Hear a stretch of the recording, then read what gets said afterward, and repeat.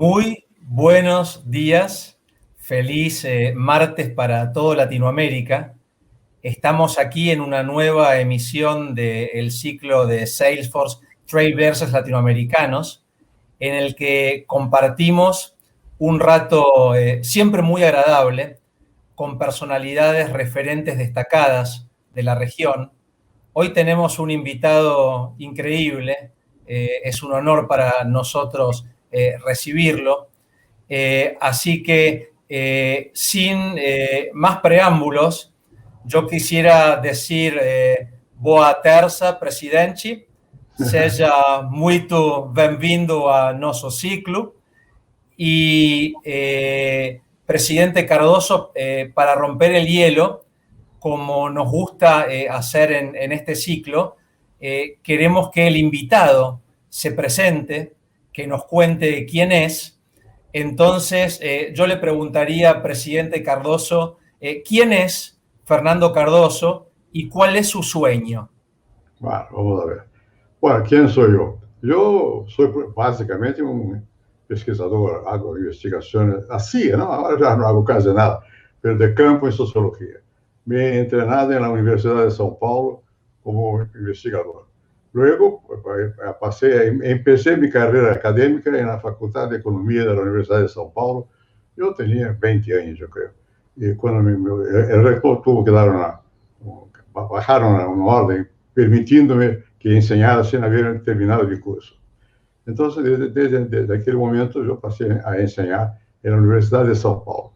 Cuando viene el golpe del 64, en Brasil, 68, más bien, me vienen echado de la universidad. Yo era ya catedrático, se acabó esa cuestión. Usted tenía una cátedra perenne para siempre. Bueno, hasta que me muriera. Pero eso no duró, porque los militares no respetaron esa cuestión y yo pasé a ser jubilado. Estaba bien, porque era jubilado, ganaba un cierto sueldo y me fui forzosamente a enseñar en otras partes que no tenía permiso para enseñar en Brasil. Entonces fui a enseñar en Francia. Yo había estado ya, había vivido en Francia antes con Alain Touraine, que era un sociólogo, y pasé a enseñar en la Universidad Nueva de Nanterre, que queda un campus nuevo de la Universidad de París. Bueno, después pasé, tuve mucho contacto internacional, viví en Chile algunos años y todo, pero básicamente yo soy un pesquisador, hago investigaciones sociales, así, investigaciones sociales y profesor.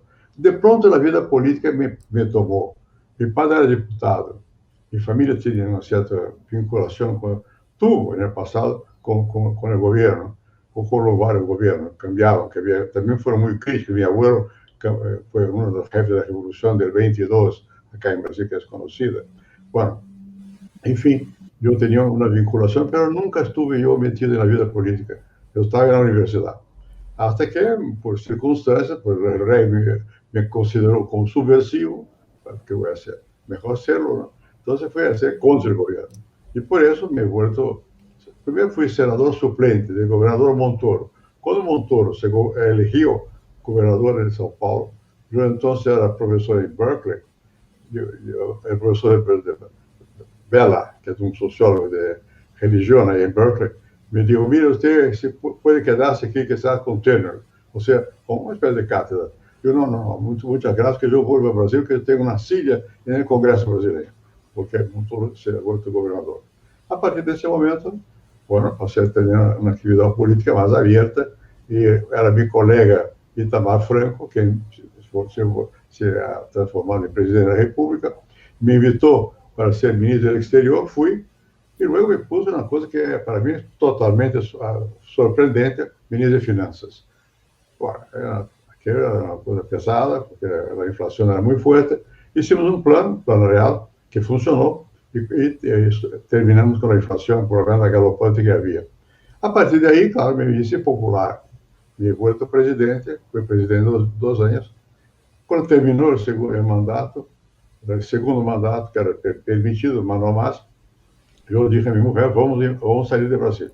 Y me fui para París, volví a París, y dije a personal que me recibía de la embajada, digo, no, ahora ya no soy presidente, quiero tener una vida común. Y traté de tenerla, no es fácil, pero traté de tenerla, En París yo tomaba el metro, me dispensé el auto que me habían puesto a la orden, no quería saber de autos y mucho menos. Y volví a Brasil y pasé a vivir como cualquier ciudadano acá. Claro, tengo una cierta influencia, eso, un cierto rol en la vida política, pero más bien simbólico. Yo creo que lo importante en la vida es uno darse cuenta del momento. Hay momentos para todas las cosas. El momento bien no es de estar ahí, ser candidato, cosas del estilo. Es otro. Es de observar, decir, y decir con libertad. Bueno, yo vivía pues acá en que se tiene miedo.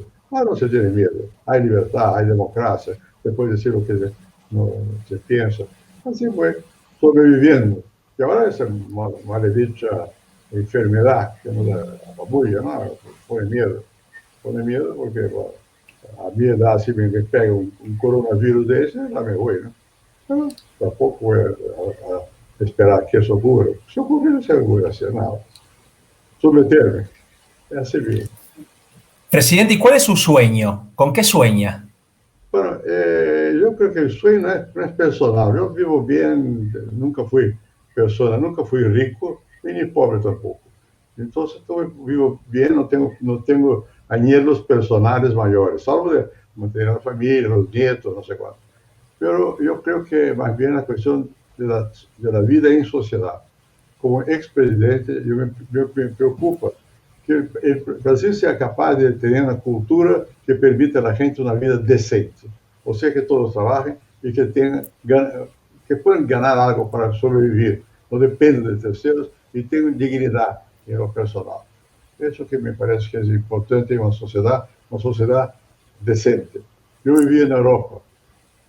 No se piense que la vida del pueblo es una vida cómoda, pero es decente. Las personas pierden empleo, pero encuentran empleo. Mientras tienen una cierta renta y pueden dispensar la ayuda del Estado, mejor. Entonces, acá todavía hay mucha gente que no vive, no sobrevive sin la ayuda del Estado o de alguien. Eso no está bien. Entonces, hay que mejorar mucho la sociedad nuestra. Yo no conozco toda Latinoamérica, pero yo viví en Chile, 4 años en Chile. Y conozco el Sur, conozco Centroamérica, México, no sé cuánto. Bueno, yo creo que tenemos mucha potencialidad, pero no hay que cruzar los brazos frente a la potencialidad. Hay que transformarla en algo efectivo y todavía nos falta mucho. Gracias, presidente. Habló de dignidad, habló de decencia y habló de potencial. Y comparto absolutamente su diagnóstico. Yo creo que Latinoamérica es una región llena de potencialidades, pero también llena de desafíos. Sí. Y ya desde mucho antes de la pandemia no existía esta cuestión de cómo hacer para lograr un continente más igual para todos y que todo el mundo pueda acceder, ¿no?, a esa condición de dignidad. Y muchas veces la dignidad está relacionada con la falta de trabajo y la falta de oportunidades. Entonces, ¿qué diagnóstico puede hacer de la situación actual de Brasil? Y si se anima, lo extendemos a Latinoamérica. ¿Cómo está pegando, por un lado, la primer pandemia global y por otro lado, esta cuarta revolución industrial en la realidad latinoamericana? Y cómo podemos hacer para acelerar ese camino de dignidad y de decencia para todas las personas, con acciones concretas. ¿Qué le parece? Me parece lo siguiente. La situación actual yo nunca he vivido una situación tan difícil como la actual. Ya viví peor, yo estuve preso, no sé cuánto, situación política, pero no me refiero a eso, me refiero a la situación de salud de la persona, creencia en que hay algo que hacer, se puede hacer, no sé cuánto. Es difícil. Yo me acuerdo que mis padres hablaban mucho de la gripe del española, después de la Primera Guerra Mundial. Fue una pandemia también. Luego hubo algunas localizadas, nunca uma tão generalizada como ahora. Entonces, la primera sensación que se tiene es miedo. ¿Qué va a pasar cuando el miedo disminuya? Bueno, cuando el miedo disminuye, la gente está como siempre estuvo, mal, ¿no? Y peor, porque con la pandemia la economía se encogió. Hay más gente desempleada. ¿Qué va a pasar con esta gente? No, nadie sabe por seguro qué va a pasar, pero creo que es necesario tener expectativa que se va a crear para el futuro. Yo creo que ahora más que nunca hace falta liderazgo político, porque cuando termine la pandemia la gente se puede poner nerviosa en la calle, protestando, gritando, deseando algo. Entonces yo creo que por lo menos se vocalice, que los líderes políticos vocalicen un futuro que la gente tiene una paciencia muy grande, por lo menos en Brasil y toda Latinoamérica, y aguanta. Pero hay que mantener la llama de que vendrá un futuro mejor. Yo creo que hace falta en ese momento en la región eso, liderazgo con fuerza para, a despecho de todos, decir, vamos adelante, vamos a seguir adelante. Ese es un momento, va a pasar, no sé qué. Aún cuando se sepa que va a doler para mucha gente, va a herir a muchas personas, no es fácil, perder los empleos y cosas por el estilo. No es fácil siquiera para los dueños de empresa, los pequeños negocios, está mal, ¿no? No hay como mantenerlos. Yo sé que los gobiernos en general intentan ayudar, ¿no? Aquí mismo en Brasil abren créditos, no sé cuánto, pero la gente siente que no es suficiente. Quizás lo que nos haga más falta aquí es la palabra. Alguien que diga, bueno, abra un horizonte. Y el horizonte en política se crea, no es que esté dado, se inventa. Hay que recuperar, hay que inventar que el país tiene fuerza para sobrepasar las dificultades. Claro que es variable de situación para situación. Yo conozco más bien Argentina, Chile, Uruguay que el resto de la región. Conozco, pero menos. Bueno, son países que tienen fuerza, tienen posibilidad de seguir adelante. Yo estuve en Chile, tengo relaciones fuertes con la gente de Chile y de Argentina, Uruguay también. Y ex-presidentes son amigos míos. Bueno, yo veo que hay ahí energía, ¿no? Es necesario movilizar esa energía. Y creo que nunca va a ser tan urgido que haya energía como ahora, cuando termine la pandemia. Cuando termine la pandemia, que las cosas van a empeorar en el comienzo. Que la gente quiere empleo, no tiene empleo. Quiere renta, no tiene renta. Salud tiene. Ahora no tiene salud. Ahora tiene miedo. La gente tiene miedo. Yo, por lo menos, tengo miedo que ese coronavirus nos pille de pronto y nos lleve al otro, a la muerte, ¿no? Mejor está vivo, de todas maneras. Pero después, cuando se termine ese miedo, la gente va a querer cosas concretas. Y yo sé que la palabra no es concreta, pero la palabra es el comienzo de un camino. Entonces, yo creo que va a ser necesario liderazgo. Liderazgo que tenga fuerza para mover la gente va a moverse. Si no hay liderazgo, la gente va a moverse de todos modos. Y sabe Dios lo que va a pasar. Es lo que, en fin, la sensación que yo tengo, ¿no? Es una impresión, no es un análisis. Gracias, presidente. Y creo que muy relacionado con eso está el tema de la calidad democrática, ¿no? Una Sí. cuestión sobre la que usted siempre fue un ferviente defensor. ¿Cómo ve hoy la calidad democrática en la región y en el mundo? Incluso me animaría a preguntarle, ¿y cómo cree que repercute eso, por un lado, en los liderazgos y por otro lado, en la reacción de los pueblos? Sí. Mire, yo creo que esa cuestión de la calidad democrática es muy importante y muy vital. No es igual en todas partes. Hay diferencias y ahí en un mismo país depende del momento. Por suerte, aquí en Brasil las instituciones funcionan. La democracia requiere libertad e instituciones que funcionen. Uno se queda más tranquilo cuando sabe que tiene cómo hacer que sus derechos sean vigentes, puedan existir, ¿no? La sensación que yo tengo es que aquí en Brasil todavía hay eso.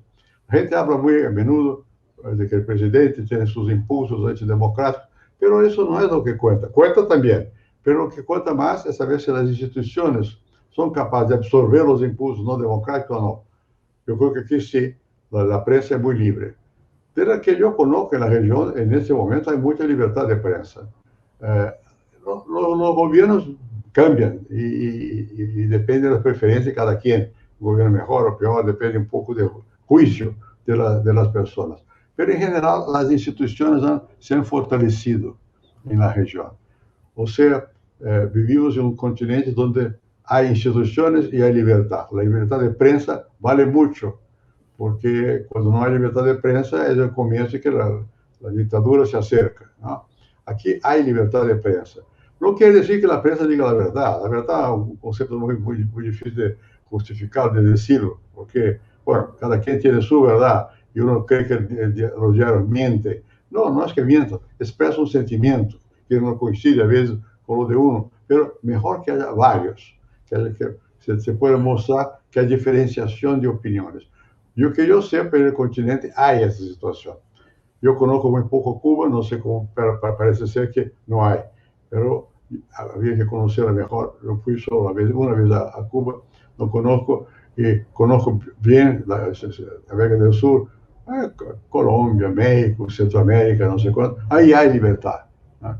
Bueno, eso creo yo es muy importante para que en las situaciones difíciles como las que nosotros vivimos de una pandemia, la gente pueda tener creencia en el futuro. Cuando se tiene creencia en el futuro, se tiene creencia en algo que todavía no hay, no existe. Eso es fundamental, que uno mantenga la llama, crea que puede mejorar. Si no mejora, bueno, ahí la gente cobra, no mejoró, entonces cambia, hay libertad para cambiar el gobierno, no sé cuánto, tal. Yo creo que esta es la situación de Latinoamérica. Mucha pobreza todavía, mucha, variable. Aquí en Brasil depende de la región, pero hay todavía mucha pobreza y hay dinamismo económico aquí, por lo menos. Y no solamente aquí, en varios países hay dinamismo económico. Entonces hay una energía que la gente puede adueñarse de ella y vivir con ella, aunque sea ilusa, pero eso motiva a las personas. La ilusión forma parte de la vida también. Hay que mantener un poco la ilusión de que se puede, ¿no? Es así que yo veo la situación del continente. Necesitamos políticos que abran el camino. Y políticos no en el sentido de profesionales, en sentido más amplio. A veces un cura es un político, un líder de radio es un político, un profesor es un político. Depende de que sea capaz de expresar un sentimiento que significa algo para las personas. Es muy importante que exista gente capaz de expresar ese sentimento. A veces está en el gobierno, a veces está en contra. Y cuando hay libertad, hay también alternancia de poder, lo cual da la expectativa de que mañana va a ser mejor. Sin eso no se vive bien. Presidente, gracias. Y construyendo sobre lo que acaba de decir, que líder y político puede ser cualquiera desde su lugar, el tema es animarse a ser relevante, ¿no? Como nos gusta decir a nosotros. La verdad que tampoco podemos echarle toda la culpa a los políticos de lo que nos pasa, porque a veces actuamos como demasiado solos, ¿no? Nos miramos demasiado el ombligo. Y para crear ese liderazgo colaborativo, que creo yo que es el que se viene de acá hacia adelante, ¿cómo cree usted que podríamos hacer con acciones concretas para trabajar más juntos de la mano el sector público, con nosotros, las empresas, con la sociedad civil, con los académicos, con los sindicatos, con todos los stakeholders de la sociedad, para provocar ese cambio profundo y a escala que Latinoamérica necesita? ¿Por qué nos cuesta tanto unirnos en pos de un liderazgo colaborativo? Mira, no es solo Latinoamérica, en todas partes que es difícil lograr una unión. Porque, y yo creo que, voy a decir una cosa que es obvia, sin liderazgo no se va a ninguna parte. ¿Es fácil el liderazgo? No, es necesario que haya predisposición que está en la estructura. Pero ya tenemos eso, la predisposición. Necesitamos de liderazgo. Yo voy a dar un ejemplo de su país, Perón. Yo nunca fui peronista, pero Perón tenía liderazgo. O Vargas aquí en Brasil, tenía liderazgo. Hay muchos que tienen capacidad de expresar un sentimiento y de alguna manera cuando pase el tiempo se va a juzgarlos por qué tuvieron eso, porque hablaron de una manera que tocó al pueblo. Yo creo que esto existe potencialmente en nuestras sociedades. Hay muchos, ¿no? En un país como el caso de Brasil, que es un país tan grande y tan diverso, hay más que un líder, ¿no? Es un problema, cómo se hacen los acuerdos de liderazgo para poder dar un rumbo al país, ¿no? Pero creo que es factible y creo que no creo cuando miro la historia, mira, mejoramos o no empeoramos. Quem tem algum conhecimento da vida pública, meu bisavô já foi governador, em tempo do Império. Bueno, em tempo do Império era muito limitado, havia escravidão, não sei quanto, uma élite pequena. Hoje em dia não. Hoje em dia, que uno quiere pertenecer a uma élite, no es suficiente. Puede ser, pero no es suficiente. Tiene que tener apoyo de la mayoría. Es un cambio muy importante. La mayoría se forma. Aunque yo no pueda estar de acuerdo con ella, yo tengo que curvarme a ella. Eso yo creo que es muy importante. El sentimiento de que la mayoría es libre para expresar sus sentimientos, su vocación. ¿Quién puede ser el líder? Si el tipo no funciona, es mejor esperar algún tiempo, los 4 años, los 5 años de mandato, hasta que se agote. Si no, a veces es impeachment, se cambia. Yo participé de impeachment, yo era senador. Bueno, no creo que sea un sistema bueno para cambiar, pero a veces no hay modo, no hay nada que hacer. Pero en general es mejor aguantar un poco y por la persuasión tratar de ganar el apoyo y cambiar que está en el poder. Cada país de la región tiene sus agruras distintas. Aquí tenemos mucha libertad de crítica, mucha, como en Argentina también. Criticamos sin cesar. Pero no hay participación como hay en Chile. Chile es mucho más un país más profundamente enraizado en la democracia. Ahí está más enraizado, me parece. Uruguay también, ¿no? Brasil y Argentina menos. Outros são mais difíceis. Todavia requerem uma condução de tipo quase personal. Pero eu creo que o ideal é que marchemos para a institucionalização e não para o caminho por via personalista. Pensa que há que entender que em certas circunstâncias não há outro modo. Há que expressar o sentimento e o líder que o expressa tem o apoio da maioria. Bueno, se tienen apoyo, va para adelante. El ideal sería que las instituciones fueran mucho más garantidoras de un futuro. Gracias, presidente. Le cambio el ángulo por un momento, pero está muy relacionado con el tema de la dignidad que hablamos hace un rato y de la decencia. ¿Qué hacemos con la educación? ¿Qué pasos podemos dar concretos para que la educación, en este momento espectacular en el que, por ejemplo, la tecnología nos está ayudando tanto a aprender de una forma más sencilla, pueda potenciar el intelecto humano y permitir que una persona se desarrolle, cumpla con su objetivo, con su misión de alguna manera en la vida y pueda conseguir un trabajo que lo satisfaga, que lo haga pleno? ¿Qué hacemos con la educación, presidente? Mira, una vez el presidente Itamar Franco quiso nombrarme ministro de Educación. Entonces yo le dije, mire, yo me acuerdo de que un profesor mío, llamado Lorival Gómez Machado, decía, educador es la madre. Bueno, eso para decir que yo no era educador, yo soy sociólogo, es otra cosa. Ahora yo creo que tenemos más educadores, personas que saben cómo se organiza un sistema para llegar a formar el ciudadano y formar culturalmente las personas, ¿no? Hemos mejorado mucho. En primer lugar, la cuestión mínima, que es de alfabetización. Ya no hay tal problema, ya no existe. Todavía existía cuando era presidente. Mi mujer trabajó mucho en la alfabetización, intentando generalizar la alfabetización. Supongo que ahora, en la edad apropiada, los niños tienen escuela. Y yo creo que los gobiernos deberían prestar más atención al sistema educacional. Me refiero al sistema educacional. Los muy buenos, yo creo que van por sí mismos. Porque cuando una persona es muy buena, bueno, lee o va al exterior. No es esa la cuestión. La cuestión es el promedio. Hay que mejorar el nivel del promedio. Por eso se requiere políticas públicas que abriguen a todos. Y yo soy muy partidista de la educación pública generalizada, ¿no?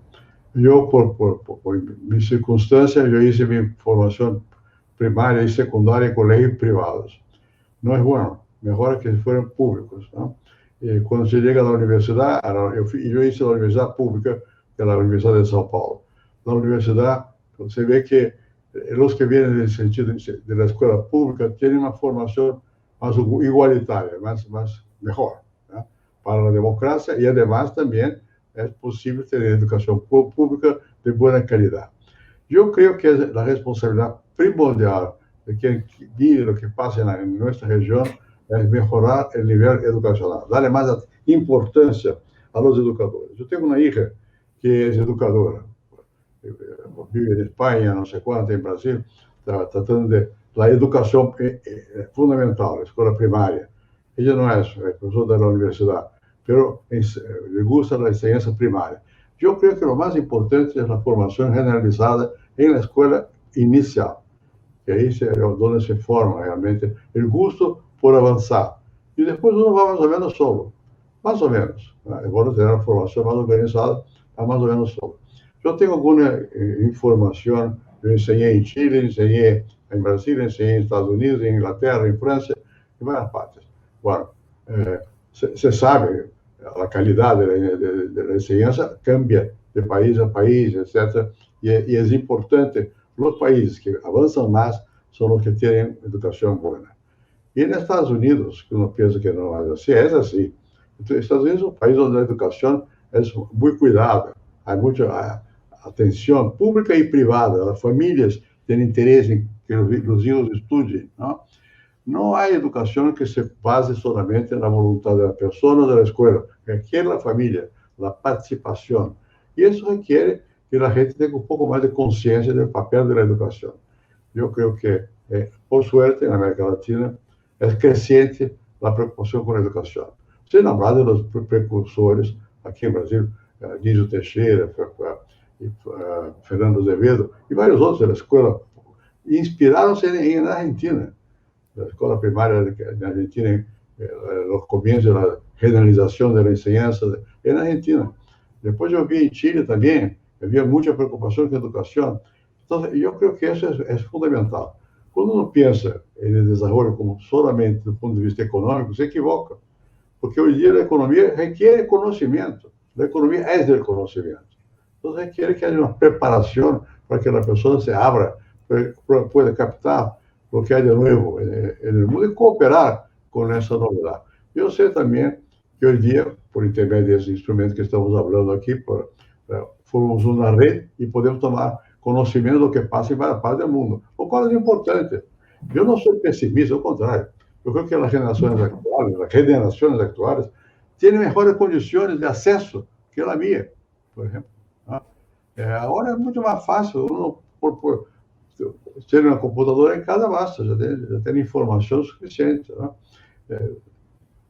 ¿Reemplaza la enseñanza directa? No, porque hay que buscar también los maîtres à penser, los que son los maestros, los tipos que te inspiran. Y eso, en lo personal, es más fácil inspirar que por intermedio de esos instrumentos que estamos usando aquí. Pero yo creo que, sin embargo, hubo un gran progreso en nuestra región, en la cuestión educacional. Siempre es sirve mejorar mucho, mas yo creo que avanzamos bastante, por lo menos para tener conciencia que sin educación no hay desarrollo económico que reemplace la falta de educación. Totalmente de acuerdo. Sin educación no hay desarrollo económico. Y también lo escuché en numerosas oportunidades a usted comentar de la relevancia que tiene la tecnología para el desarrollo económico. Y creo que todos fuimos testigos del rol clave que tuvo la tecnología en tiempos de pandemia para acelerar la transformación de las organizaciones y permitir que nuestra vida sea un poquito más llevadera, ¿no? Sí. En ese sentido, me gustaría hacerle dos preguntas. Por un lado, creo que el primer desafío que tenemos todavía a nivel país, región y mundo es que cómo hacemos para que la tecnología sea accesible a todos, ¿no? ¿Cómo hacemos para que todo el mundo pueda gozar de los beneficios de la tecnología y aprovecharla para su propio progreso y desarrollo? Eso por un lado, ¿cómo podemos hacer para que sea inclusiva y llegue a todos? Y por otro lado, ¿qué reflexión tiene, presidente, sobre el uso que le estamos dando hoy a la tecnología? O sea, ¿cómo hacemos para que la tecnología sea una herramienta a ser usada para el bien y no para hacer cosas que vayan incluso en contra de la voluntad humana y de la naturaleza humana? Mira, la tecnología, usted dijo bien, puede ser usada para el bien o para el mal. Esa es una cuestión. Los nazistas utilizaban tecnología para matar gentes. Las cámaras de gas, ¿no? Una tecnología que inventaron para matar a mucha gente simultáneamente, para el mal. Bueno, Por suerte aquí, yo creo que con la democracia es casi imposible utilizar la tecnología en el sentido negativo. Pero yo creo que el mundo hoy día es tecnológico, queremos o no. Yo me acuerdo que yo, cuando empecé a tratar de utilizar las tecnologías contemporáneas, tuve mucha dificultad. Yo me acuerdo que yo estaba en París, yo iba al aeropuerto de Charles de Gaulle, porque era allá que se encontraba la posibilidad, yo quería hacer una tesis de, no sé de qué, de cátedra o doctorado, no me acuerdo, y sobre empresarios, y tenía llevé para París los resultados, pero cómo procesar los resultados. En la facultad no utilizaba para la cuestión administrativa. En Brasil también, para la administración utilizaba los computadores, pero no para la encuesta, la investigación. Bueno, entonces, mi generación fue que eso empezó a ser usado con más intensidad. Yo me acuerdo que cuando era joven, yo fui a buscar un profesor que era inglés, de la Facultad de Economía, profesor de estadísticas, y él sabía mucho de estadísticas, pero yo quería conocer escalas de actitud.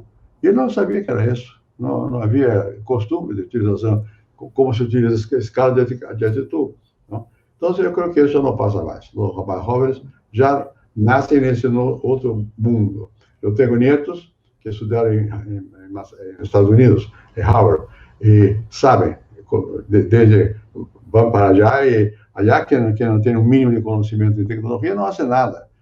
Yo me acuerdo, yo estaba en Berkeley y yo llevaba a mis hijos para ver las computadoras que había ahí.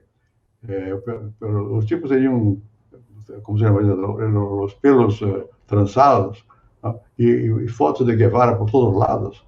Y era guerra de Vietnam. Y simultaneamente estaban aprendendo a tecnología que llevaba las bombas, ¿no?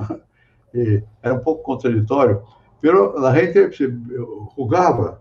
Yo me acuerdo que había una computadora que tenía un programa que había preguntas y respuestas. Y llegaba un cierto momento, la respuesta era, no me moleste más, ya basta, ¿no? Que estaba programado para hacerlo así.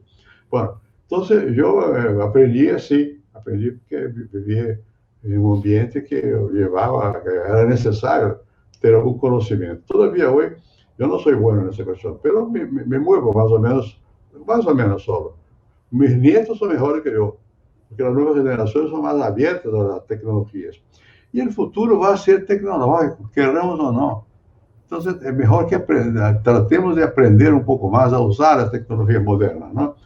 Sin caer en la ilusión de imaginarse que el pensamiento deriva de la tecnología. No, hay que preguntar, hay que saber indagar. Si no, la tecnología no contesta nada.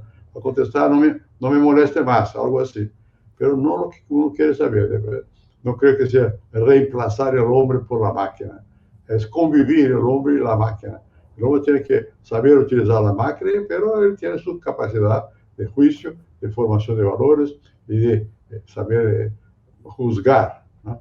La máquina es mucho más, uno, dos, tres, es una cosa más mecánica, ¿no? Pero hoy día, sin máquinas, no se va lejos. Totalmente, totalmente. La herramienta tecnológica para amplificar el ingenio humano, ¿no? Para Sí, complementar mejor nuestra humanidad y no para reemplazarnos en ningún caso.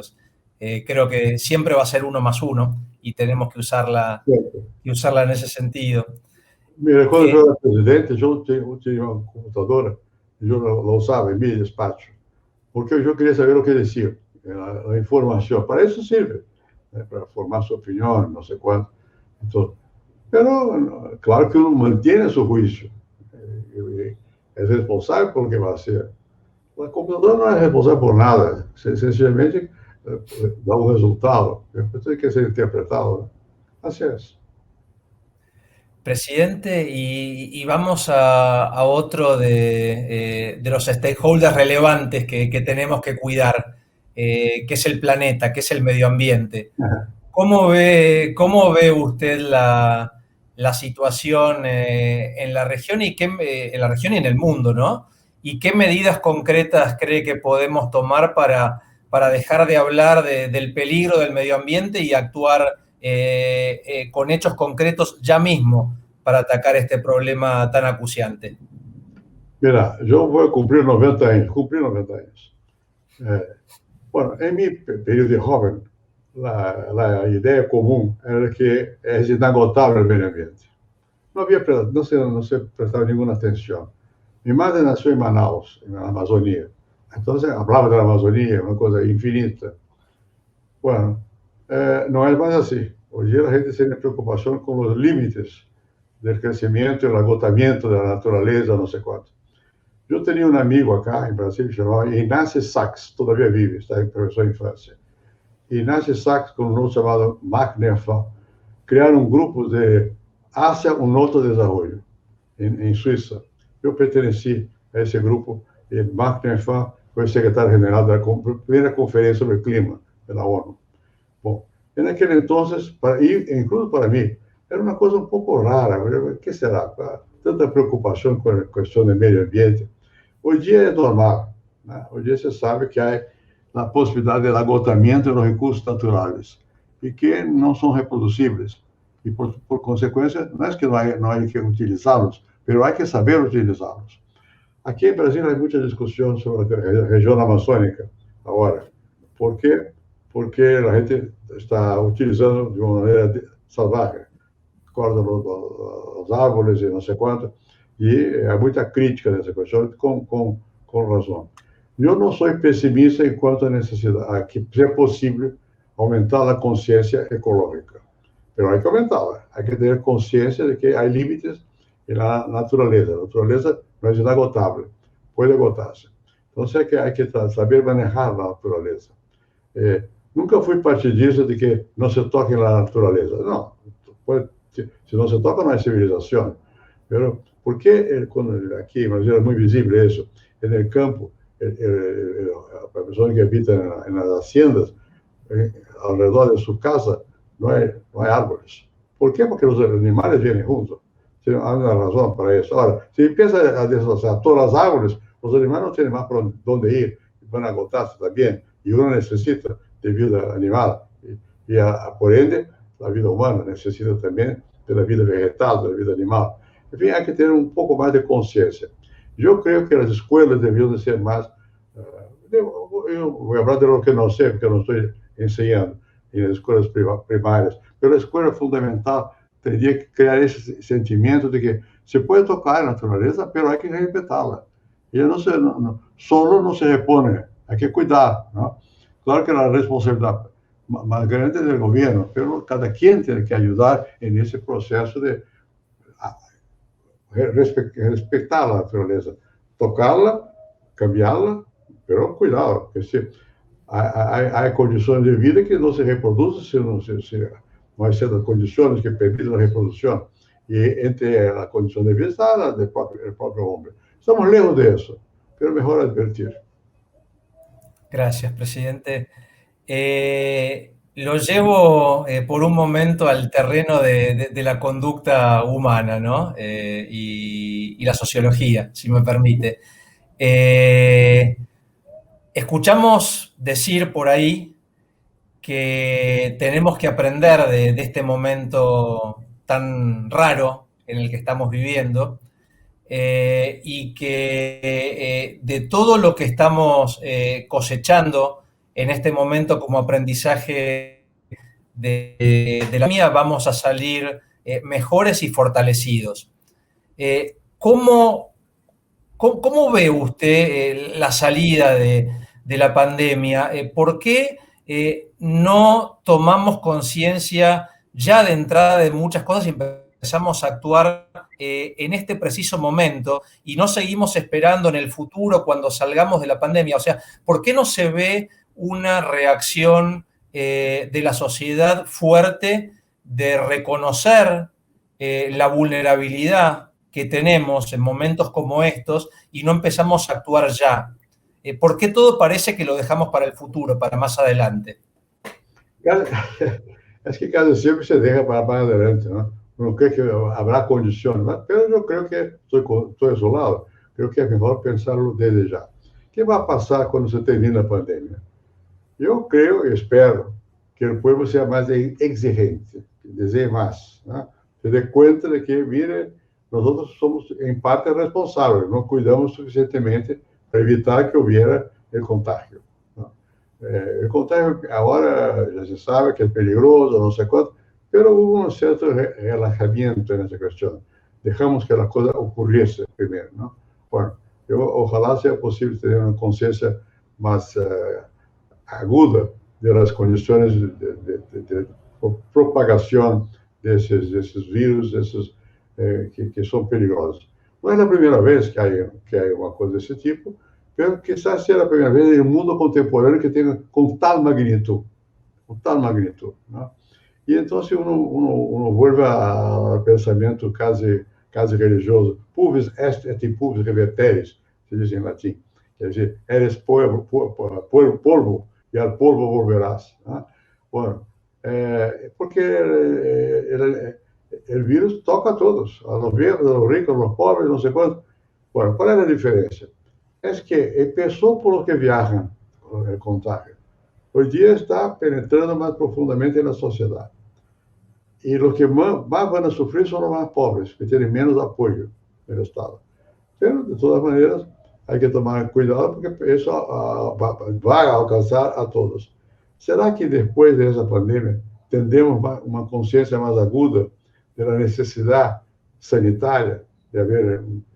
Aquí en Brasil, yo creo que en Argentina también, hay ya una tradición antigua de vacunación. Pero costó un poco, aún así, y eso depende también de la ejemplaridad de los que están liderando el gobierno. Cuando el líder no menosprecia la posibilidad de un daño muy grande causado por un virus, hace daño a toda la sociedad. Porque la gente finalmente ve que si el líder mayor no, o los líderes más grandes no se inquietan, porque voy a inquietar mejor. Sin embargo, es verdad que hay que inquietarse. Yo creo que corresponde al liderazgo político tener conciencia de la situación y actuar. Yo empecé por decirlo, no creo que sean los responsables, yo sé que todos somos responsables, pero hay grados de responsabilidad. Y la ejemplaridad del líder es muy importante en ese momento. Yo creo que después, primero, vamos a olvidarnos. Yo creo que lo más probable es que se olvide. Mire, nada peor que la guerra. Yo me acuerdo, yo era niño, mi padre era militar, entonces yo tenía más directamente el sentimiento cuando hubo la Segunda Gran Guerra Mundial, 39 a 45. Yo vivía entonces en Río y ahí en Copacabana los departamentos, las casas, tenían una cortina negra, había blackout, se llamaba. ¿Por qué? Por los submarinos alemanes, no sé cuánto. Bueno, nunca hubo nada de más grave, solo que se murieron más de centenares de personas en buques que eran bombardeados. Bueno, y después enviamos una expedición a Europa, también muchos se murieron. Ahora no hay tal miedo de guerra. Eso es muy importante. Hay guerras, todos los días hay, pero localizadas, no hay conflictos generalizados. Eso es muy importante. Quien pasó por algún conflicto grande sabe que eso pone entre paréntesis la vida. Ahora, con la pandemia, es como si fuera una guerra. Estamos con un sentimiento que no es igual, pero es semejante al de la guerra. Por casualidad, me puede tomar, me puede matar, ¿no? Bueno, yo creo que eso debía de despertar un sentimiento de mayor solidaridad, más grande, más responsabilidad de los que tienen que hacer, que decir, ¿no? Fácil de mencionarlo y difícil de vivirlo, ¿no? Yo no quiero hacer ninguna injusticia.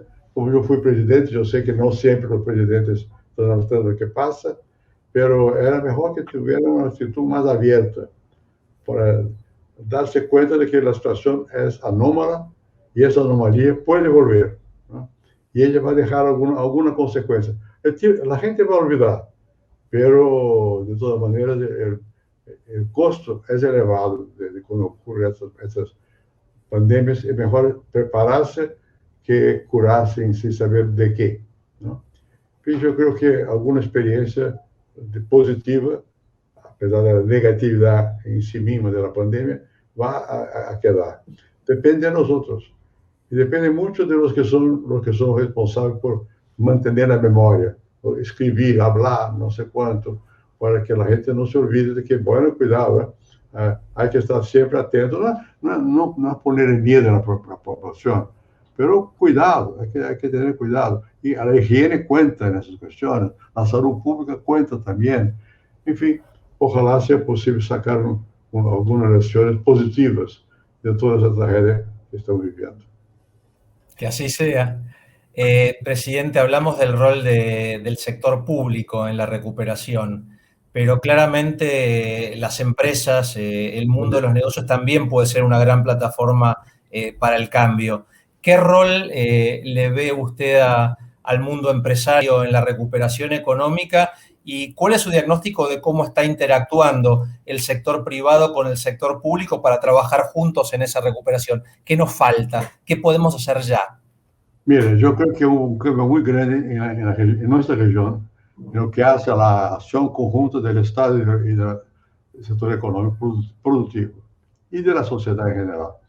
Yo fui formado en una generación cuando había la idea de que si el Estado no hace, nadie lo hace. No es más verdad. El Estado hace, pero también el sector privado hace mucho. Y las personas tienen que hacer también. Las grandes cuestiones humanas no se resuelven por un solo personaje o una sola institución. Por mejor que sea el Estado, es insuficiente. Y el rol de los empresarios es muy importante, como educadores, si puedo así decirlo también, en la cuestión de qué decir para que los otros cumplan, ¿no? Y es necesario que se cumpla. O sea, si no hay una especie de convergencia entre que el gobierno dice que hacer, lo que los empresarios quieren hacer y lo que la gente acepta, no vamos para adelante. Y yo creo que una de las virtudes de la democracia es permitir ese diálogo, ¿no? Cada quien tiene sus intereses. Intereses son una cosa, pero la convergencia requiere que, a despecho de la diferencia de intereses, en algún punto nos unamos. Y la salud es obvio que es así. Requiere una unión en beneficio de todos. Aún porque, ¿de qué vale yo cuidarme de mí si usted no se cuida de usted? Porque el virus puede ser transmisible, ¿no? Entonces, muy visible ahora. Hay que llegar a un cierto punto de la población, a un porcentaje que esté vacunada, porque si no nada. Si no, no pasa. Uno pasa con el contagio, sigue adelante, ¿no? El contagio no es de igual, es de igual. Puede ser entre desiguales, da lo mismo. El virus no elige. Puede venir por un empleado, por un asesor, o por un médico, o un banquero. Da lo mismo, ¿no? Hay que cuidarse. Creo que esa es una enseñanza importante, que la salud es pública, porque si no hay salud pública, no hay salud privada. Claro que puede haber, uno tiene plata, pues va a un buen hospital, hace diferencia, no sé cuánto, pero mejor que haya un sentimiento de que sin educación pública y que haya la cooperación de todos, la cosa no va a funcionar. Y ahí da lo mismo que sea privado, público o de la sociedad. Es necesario que haya convergencia en una cierta dirección. Vamos juntos, por aqui vamos. É o que eu penso. E actúo assim. Eu não tenho prejuízo nesse sentido com quem eu hablo, ou seja, na fundação que eu dirijo, eu tenho, a vezes, um cursinho allá para famílias empresárias, hijos de famílias ricas, por consequência. E tenho outro para hijos de escola pública. E lo hago a propósito, porque hay que cuidar de todos os setores. E hay que darles um sentimento de comunidade, ¿eh? Que implica en una responsabilidad que es de todos. No puede escoger ese sí, ese no, no, eso no funciona. Tal cual. Presidente, y para terminar estas charlas, hay una pregunta que me encanta hacerle a mis invitados y si me permite, se la voy a hacer también a usted. Me gustaría preguntarle a Fernando Enrique Cardoso, ¿cuál te gustaría que sea tu legado el día que ya no estés más en la Tierra? Vamos a ver. Primero, tener un legado ya es una ambición, no es para cualquiera tener un legado. Bueno, yo creo que yo voy a dar una respuesta simple, la sencillez de quien manda. Yo creo que es muy importante que no exista esa sensación de que yo mando y el otro obedece. No, vamos a conversar. uma proximidade. Se não há tal sencillez em quem manda, a coisa é complicada.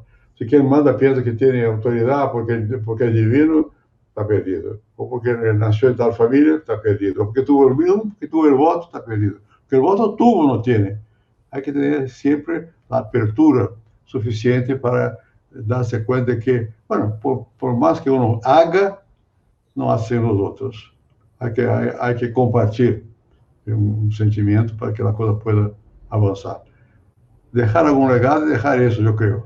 Deixar um sentimento de que eu não hice solo, hice com outros. Isso é importante. Muchísimas gracias. Quiero agradecerte muchísimo por este tiempo. Creo que fue una charla muy, muy rica.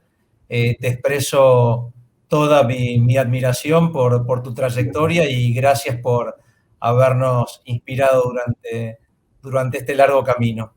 Te doy las gracias por haber estado con nosotros esta mañana. Y te dejo para decir las últimas palabras de cierre, lo que quieras comentarnos. Bueno, para encerrar uma conversa tão agradável como essa, nada mais que dizer que eu sim tenho que agradecer, porque estamos em uma pandemia, assim por lo menos ver a você, ver ao tradutor, porque hace com símbolos, não sei quanto, isso me dá muita alegria de poder comunicar, participar. Eu sou uma pessoa que aprendeu a não viver aislado. Não? E nós estamos vivendo em isolamento.